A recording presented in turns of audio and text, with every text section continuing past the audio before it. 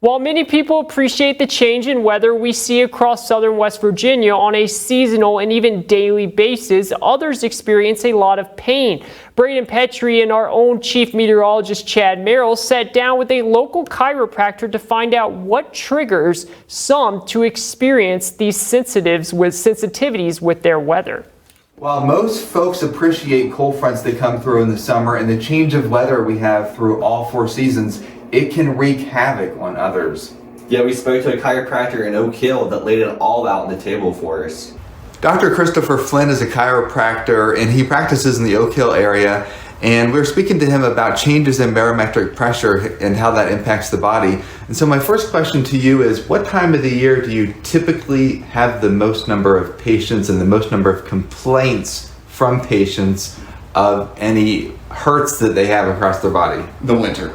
Okay, and why would you say that is the case? We tend to have more wild swings in barometric changes during the winter seasons.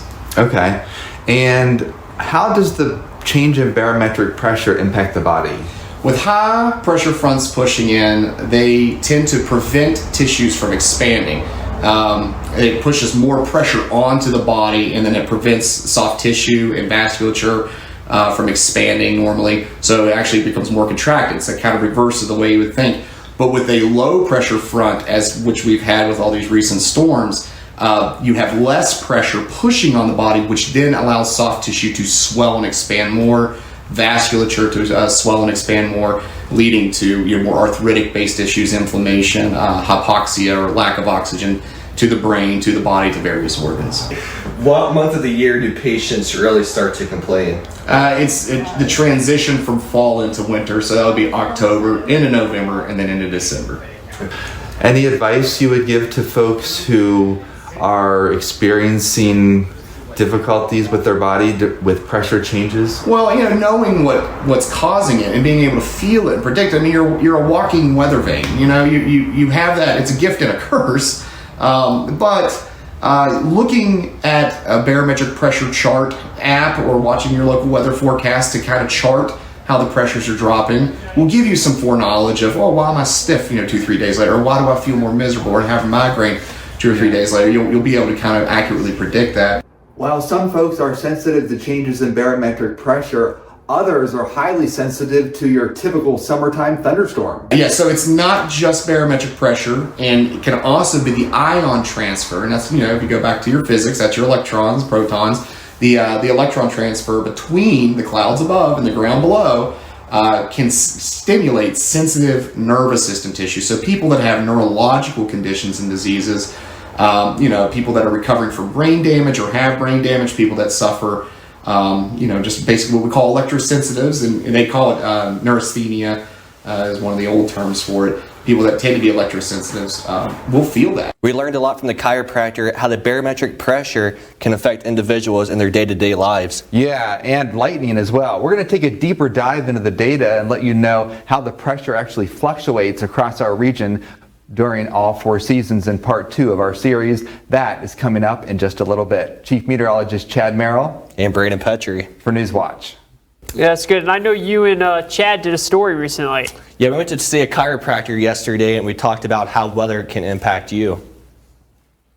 In taking a look at the local barometric pressure that was set back in the Beckley region, taking a look at the lowest reading, which was set back in January 26, 1978, where the Beckley region saw just over 26.87 inches of mercury. Again, that was set back in 1978 during the winter months.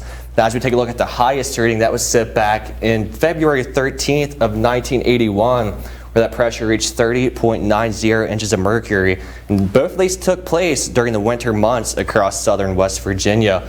And taking a look at the most recent barometric pressure extremes, we do see the data to the highest reading was set back in January 2020, as well as February 2019 during those winter months.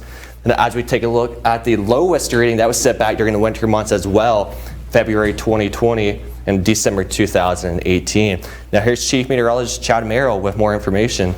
Yeah, thank you very much, Braden. That's great information to know because the pressure extremes were all set during the winter. Now, what's the weather typically like with the highest and lowest pressure? With the highest pressure recorded in Beckley, we had snow and bitterly cold temperatures and then a real ramp up in our temperatures after that. With the lowest pressure recorded in Beckley, we had rain followed by a transition to well below average temperatures.